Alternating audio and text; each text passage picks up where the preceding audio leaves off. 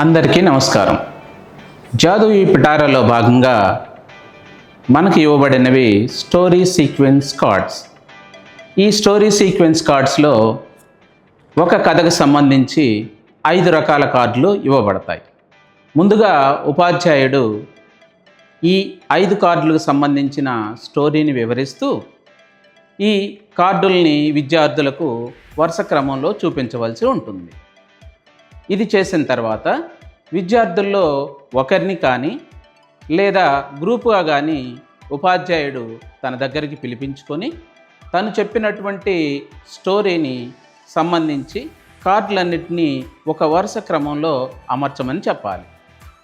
ఇదే సందర్భంలో ఉపాధ్యాయుడు విద్యార్థుల్ని ఆ కథను వివరించమని కూడా అడగవచ్చు. ఈ విధంగా విద్యార్థులు చేయటం ద్వారా విద్యార్థులు కార్డులన్నింటినీ వరుస క్రమంలో అమరుస్తారు కాబట్టి వారిలో సీక్వెన్షియల్ ఎబిలిటీ అనేది అలవాటవుతుంది.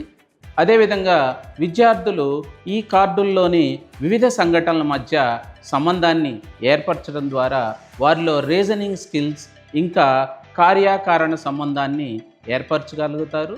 ఇక్కడ విద్యార్థులు మిగతా విద్యార్థులతో కలిసి ఈ కార్డులు అమర్చడం చేస్తారు కాబట్టి వారిలో సోషల్ స్కిల్స్ అలవాటవుతాయి.